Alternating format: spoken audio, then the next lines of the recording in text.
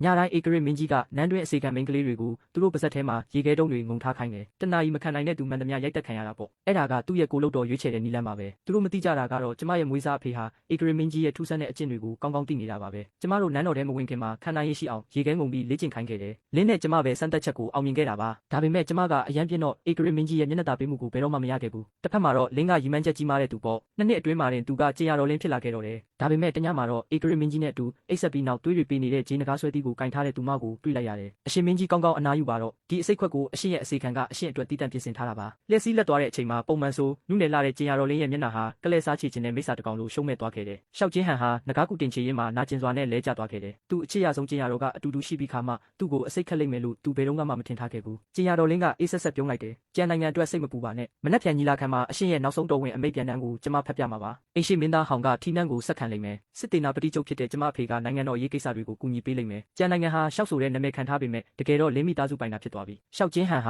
ာသွေးမေးတွေအန်ထုတ်လိုက်ရတယ်သူတေလူမျိုးပါဖြစ်နေတာကိုမြင်တော့ကျင်ရတော်လင်းကဂျင်းနဂါးဆွဲသီးထဲတဲ့တစ်တာကိုတွားယူဖို့လှည့်လိုက်တယ်ဒါပေမဲ့အဲ့ဒီအချိန်မှာပဲရှောက်ချင်းဟန်ကသူ့ရဲ့နောက်ဆုံးခွန်အားကိုစူးစီးပြီးပပုလက်ရတွေပါတဲ့သတင်းပေါက်ကိုတိုက်ခွဲကမုံတိုင်းထဲကိုပြုတ်ကျသွားခဲ့တယ်ငါအသက်ရှင်နေတဲ့၍မင်းတို့တဆွေမျိုးလုံးကိုမျိုးဖြုတ်ပစ်မယ်သူ့ရဲ့အယိုးတွေဟာပြင်းပြင်းထန်ထန်ကျုံဝင်လာခဲ့တယ်သူ့ရဲ့အရေးပြားပေါ်မှာထူထဲတဲ့အမွေးဖြူတွေပေါက်လာခဲ့တယ်သူကြောင်တကောင်အဖြစ်ပြောင်းလဲသွားခဲ့ပြီးဗိုလ်ချုပ်လင်းလိုက်ရှာဆန်းသူဒီမနက်ခင်းနေထွက်တာကိုမမြင်စေရဘူးကျင်ရတော်လင်းရဲ့ဆူရှာတဲ့အတန်ဟာမိုးချင်းတန်ထဲမှာပျောက်ကွယ်သွားခဲ့တယ်ဗိုလ်ချုပ်လင်းကတတော်ဝင်ဥယျာဉ်ထဲမှာရေဆူနေတဲ့နဂါးဝိယုံတော်ကိုတွေ့ရှိကြောင်းလာသတင်းပို့တယ်ကျင်ရတော်လင်းကနှာခေါင်းရှုံပြီးလှောင်ပြုံးလိုက်တယ်အယောင်ပြတာလားသူကအစိတ်မိထားပြီးအတွင်းအားတွေအားလုံးဆုံးရှုံးနေတာလူသက်သမားလောက်ကျန်သွားတယ်လို့သတင်းလွှင့်လိုက်တကားကိုးပေါက်လုံးကိုပိတ်ထားမြေပြင်ကို3ပေအနက်အထိတူးဆော့ရရင်တောင်ဖြစ်အောင်လိုက်ရှာဆန်းရှောက်ချင်းဟန်ဟာကြောက်ဆောင်တူနောက်ကရှုံတွေထဲမှာလဲလျောင်းလျက်နိုးလာခဲ့တယ်သူအကူကြီးလမ်းတောင်းဖို့စူးစမ်းပေမဲ့ကြောင်အော်တန်ပဲထွက်လာခဲ့တယ်သူအောက်ကိုငုံကြည့်လိုက်တယ်တစ်ချိန်ကဧကရစ်ရဲ့ဓားကိုကင်ခဲ့တဲ့သူ့လက်ဟာအခုတော့အမွေးဖြူဖြူနဲ့ကြောင်လက်သေးဖြစ်နေခဲ့ပြီးအဲ့ဒီနောက်မှာချိုမြိန်နဲ့အနက်တစ်ခုလွင့်ပြလာခဲ့တယ်သူအဲ့ဒီအနက်နောက်ကိုလိုက်သွားရင်စုပ်ပြတ်နေတဲ့ဝင်းတစ်ခုတည်းကိုရောက်သွားခဲ့တယ်ဒီနေရာကဘယ်နေရာလဲနန်းတော်ထဲမှာဒီလောက်စုပ်ပြတ်တတ်နေတဲ့နေရာဘယ်လိုလုပ်ရှိနိုင်မှာလဲဘသူလဲအေးဆက်ပြီးတန်တရားဝင်နေတဲ့အတန်တစ်ခုထွက်လာခဲ့တယ်ရှောက်ချင်းဟန်မောကြည့်လိုက်တဲ့အခါဝိယုံအဟောင်းကိုဝတ်ထားတဲ့မိမတစ်ယောက်ကမိတုတ်တစ်ချောင်းနဲ့ရှောက်လာတာကိုတွေ့လိုက်ရတယ်သူမကတော့နန်းတော်ထဲမှာ3နှစ်တောင်ရှိနေခဲ့ပေမဲ့ပြင်းလွန်းလို့ဧကရစ်ကိုတခါမှအမှုမထမ်းဘူးတဲ့ကျင်ရတော်ရှန်ဖြစ်တဲ့ရှန်ကျဲပါပဲထွက်သွားစမ်းငါကဧကရစ်မင်းကြီးပဲနင်ကဘလောက်တောင်တက်တိရှိလို့လ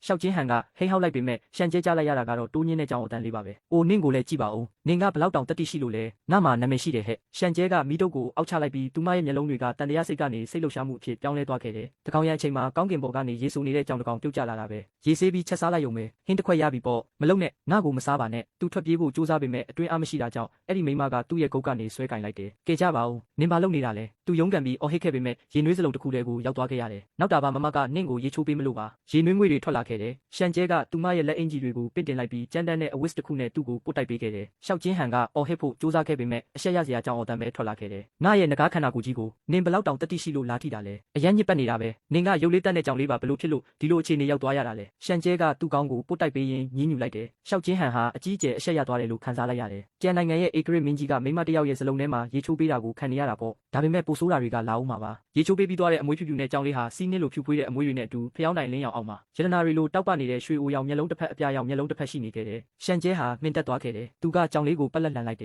နင်ဘာလုပ်နေတာလဲမိမပြတ်မရဲ့ရှောက်ချင်းဟန်ဟာပက်လက်လန်လျက်နဲ့ရက်ကန်လုံနေခဲ့တယ်နင်ကအထီလာအမလာကြည့်ရအောင်ရှန်ကျဲကသူ့ရဲ့ခြေလက်တွေကိုဖျက်ကြည့်လိုက်ပြီးစိတ်ပြက်လက်ပြက်ဖြစ်သွားခဲ့တယ်ဒီလောက်ချောတာကိုနှမျောစရာပဲအထီးဖြစ်နေတယ်ရှောက်ချင်းဟန်ကတော့အဆက်သေးပြီးတေးချင်းစိတ်ပေါက်သွားကသူ့အမီးနဲ့သူဖုံးကွယ်ဖို့ကြိုးစားနေခဲ့တယ်နန်းတွင်းစီကန်းတွေကတင်းကျပ်တယ်အထီးကြောင်တကောင်ကမြူးပြီးအော်နေရင်ဒါကတေးတံပေးလို့ရတဲ့ပြစ်မှုပဲရှန်ကျဲကခိတရက်လိုက်ပြီးကျင်ရတော်လင်းထက်တောင်ပိုကြောက်ဖို့ကောင်းတဲ့အပြုံးမျိုးနဲ့ပြုံးလိုက်တယ်မနှက်ဖြန်ကြရင်နင့်ကိုမိမဆိုးဌာနကိုခေါ်သွားမယ်ဖြတ်တောက်ပြီးကြောင်မိမဆိုးလုပ်ပစ်မယ်အဲ့ဒါဆိုရင်နင်နန်းတော်ထဲမှာအသက်ရှည်ရှည်နဲ့ကောင်းကောင်းမွန်မွန်နေရမှာပေါ့ရှောက်ချင်းဟန်ရဲ့အမွေးတွေဟာကြောက်လန့်တကြားထောင်ထသွားခဲ့တယ်သူ့မျက်လုံးတွေပါထွက်မတက်ဖြစ်သွားတာပေါ့ဖြတ်တောက်မယ်ဟုတ်လားနင်ငါ့ကိုတင်းကိုမလို့လားငါအမွေးတပင်ကိုထိကြည့်စမ်းနင်မိသားစုဆက်လုံးကိုမျိုးတုံးပစ်မယ်သူယုံထွက်ပြီးထုတ်တန်းပေါ်ကိုခုံတက်ကတိုင်ကိုဖက်တွေ့ထားရင်အဲ့ဒီမိမကိုတုံရင်နဲ့စိုက်ကြည့်နေခဲ့တယ်ကြောက်တက်တဲ့ကြောင်ဆုပ်လေးပါလားလို့ပြောပြီးရှန်ကျဲကလက်ခုပ်တီးကအရေတွေရွှမ်းနေတဲ့ဖုတ်ထားတဲ့ကန်စုံဦးကိုကောက်ယူပြီးအလဲကနေခွဲလိုက်တယ်လာစားချေဒါကိုတော်ဝင်မီးဖို့ချောင်းနောက်ကအမိုက်ပုံထဲကနေနှိုက်လာတာရှောက်ချင်းဟန်ကတော့ထုတ်တန်းပေါ်မှာအေးဆက်ဆက်နဲ့မာနကြီးစွာထိုင်နေခဲ့တယ်ငါကကောင်းကင်ဘုံရဲ့သားတော်ဧကရစ်မင်းကြီးပဲအမိုက်ပုံထဲကအရာကိုစားမဲ့စားငါအငတ်ခံလိုက်မယ်တနာရီကြာပြီးနောက်မှာတော့သူကအကွဲနေတဲ့ပကံလုံးနဲ့ခေါင်းဆိုင်ပြီးအငတ်မရစားနေခဲ့တော့တယ်အရန်ကောင်းတာပဲဒါကတော်ဝင်မီးဖို့ချောင်းကဇီဝဆိုးငှက်တိုက်ဆန်ပြုတ်ထက်တောင်ဘာလို့ပူချိုနေရတာလဲဘိုက်ပြေသွားတော့ရှန်ကျဲကဖျောင်းတိုင်ကိုမှုတ်ထုတ်လိုက်ပြီးသူမရဲ့ရေခဲလိုအေးဆက်နေတဲ့ကရင်ဘော်ကိုတက်သွားခဲ့တယ်ရှောက်ချင်းဟန်ဟာအေးမိပြီးနှာချေလိုက်မိတယ်အသက်ရှင်ဖို့အတွက်သူကအဆက်မရှိပဲသူမရဲ့ဆောင်ထဲကိုတိုးဝင်လိုက်တယ်သူနေရာတကျဖြစ်သွားတာနဲ့နှွေးထွေးတဲ့လက်နှစ်ဖက်ကသူ့ကိုပွေ့ချီလိုက်ပြီးနူးညံ့တဲ့ရင်ခွင်ထဲကိုဖိကတ်ထားလိုက်တော့တယ်ငိမ့်နေစမ်း